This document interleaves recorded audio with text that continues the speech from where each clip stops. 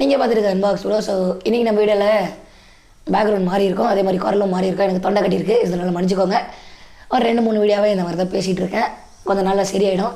Background மாறி இருக்குது ஏன்னு கேட்டிங்கன்னா, இப்போ என்னோடய ஃப்ரெண்டு வீட்டுக்கு வந்திருக்கேன், அதனால தான் இப்படி இருக்குது. லைட்டிங் வேறு கொஞ்சம் கம்மியாக இருக்கும். ஸோ இன்றைக்கி நம்ம என்ன பார்க்க வரோம்னு பார்த்தீங்கன்னா போடுறா. ஸோ இன்றைக்கி நம்ம இதை பற்றி தான் பார்க்க போகிறோம். பேர் எனக்கு தெரியல. Sennheiser CX 120 BT இந்த ஒரு ப்ளூடூத் ஹெட்ஃபோன்ஸ் இதை பற்றி தான் பார்க்க போகிறோம். ஸோ வாங்க வீடியோக்குள்ளே போகலாம். ஸோ இப்போ நம்ம அன்பாக்சிங் பார்த்துட்டு வந்துடலாம் வாங்க.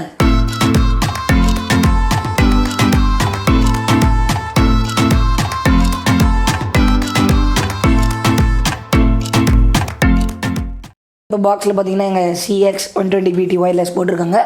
Sennheiser branded. மேலே பார்த்தீங்கன்னா அதே பேர் 2 வருஷம் வாரண்ட்டி கொடுக்குறதா போட்டிருக்காங்க. பின்னாடி பார்த்தோம்னா up to 6 hours battery life, built in mic இப்படி போட்டிருக்காங்க. Qualcomm aptX, Qualcomm aptX low latency mode இருக்குது இதில்.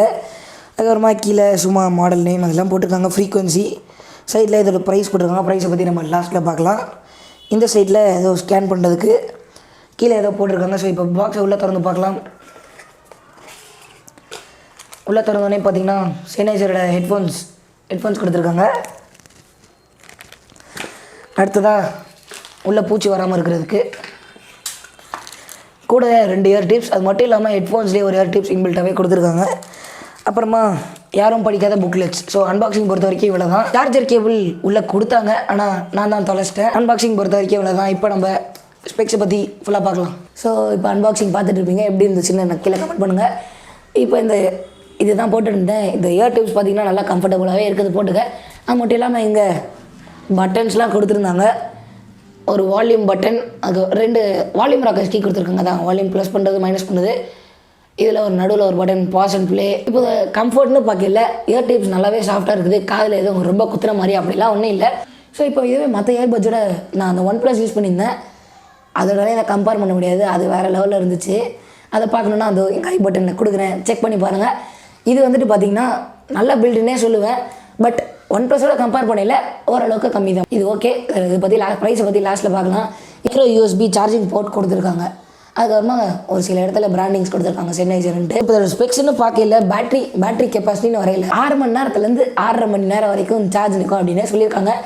நான் என்னோடய ஃப்ரெண்டு வச்சுருந்தான், அவன் வீட்டில் இருந்து தான் அன்பாக்ஸ் பண்ணியிருக்கான். அவன் யூஸ் பண்ண வரைக்கும், அவங்க சொன்னது வரைக்கும் உண்மையிலே வருதுன்னே சொல்லலாம். இதை சார்ஜ் பண்ண ஒரு 45 மினிட்ஸ்லேருந்து 1 hour கிட்டத்தட்ட ஆகுது. அதோட கம்மியாக கூட சில டைம்ஸில் ஆகிடுது.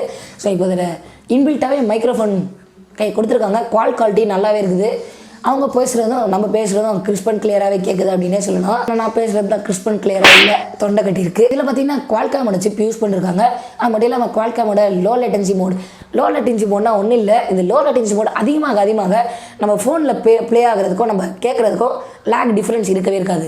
இப்போ இந்த லோ லேட்டன்சி மோட் கம்மியாக இருந்துச்சுன்னா நிறையாவே நம்ம லேக் நோட் பண்ணலாம். பட் இதில் அவ்வளோவா என்னால் நோட் பண்ண முடியல. ஸோ இப்போ இதில் ப்ரைஸ்னு பார்க்கல 3000 ரூபாய்க்கு சேல் பண்ணுறாங்க. பட் பாக்ஸில் 3500 ரூபா போட்டிருக்கு. 3500 ரூபா போட்டிருக்கு. பட் நான் வந்துட்டு இப்போ ஒரு OnePlus பட்ஸாக யூஸ் பண்ணிகிட்ருக்கேன். OnePlus யூஸ் பண்ணிட்டு இதை சடனாக பார்க்கல. பட் எனக்கு இது அவ்வளோவா பிடிக்கல. ஏன்னா அதில் மேக்னெட்ஸ் கொடுத்துருந்தாங்க. ஸோ நான் ஒரு வாட்டியும் ஆஃப் பண்ண தேவையில்லை, அந்த மேக்னெட்ஸ் ஒட்டிக்கிட்டாலே ஆஃப் ஆகிடும். அது மட்டும் இல்லாமல் OnePlusல சார்ஜிங் ஸ்பீட் வேறு லெவல் இருந்துச்சு.